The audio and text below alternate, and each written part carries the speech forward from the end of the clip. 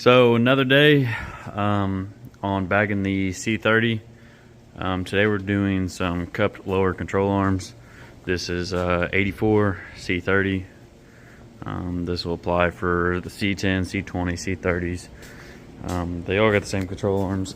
They're just different diameter ball joints and U-bolts and whatnot. So we have a air slammet cup kit.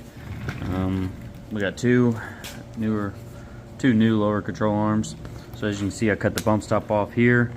This was attached by some spot welds. I wouldn't say spot welds, but beads.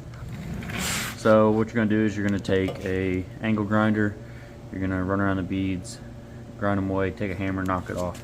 I went ahead and ground this one down flush, starting to make it pretty. Then to follow that up, whenever you're setting these up, I'm gonna be honest, I just eyeballed this. It's gonna overhang just a tiny bit here. You want enough room here to be able to slip your nut in still for your shocks. And then you're just gonna try to make sure it's a little bit square. You're gonna have a little bit of play on your upper bag mount and how your bag sits in there and everything, so you can kind of center it up to make sure you have plenty of room, that your bellows are not touching the metal. Then you're gonna trace the inside, you're gonna trace the outside. It's gonna give you the center line, give you a general idea. You're gonna end up cutting out to here, but depending if you're using a plasma cutter or a grinder or anything, it's gonna change how it turns out.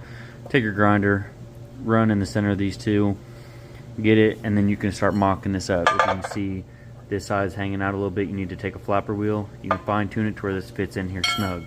So I'll go ahead, I'll run the grinder around this inside of this, and I'll knock it out and then get this fitted in here, and then I'll continue and show you about how it turns out.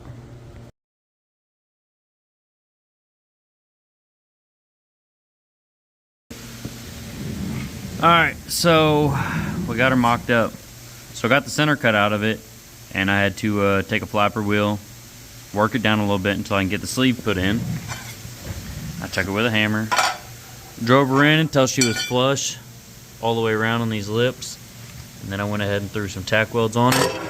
Then flip it over.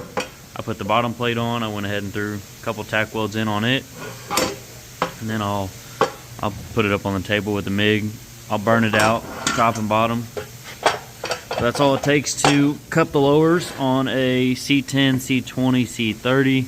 This one's on an 84 C30. So I'll be pancaking the subframe at some point. I also have drop spindles for it, the whole 9 yards, 4-link and everything.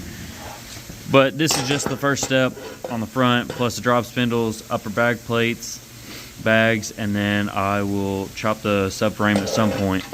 But here you go. Here's a straightforward on how to do these bag lowers. In case y'all have any ideas or questions.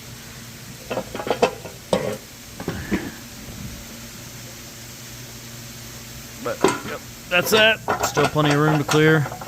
On the mounting bolt, I kept this plastic cover on my new ball joint just to keep from hitting the boot or anything. I will sand this, I'll weld it out, sand it all down to where it looks good, and then I'll paint it.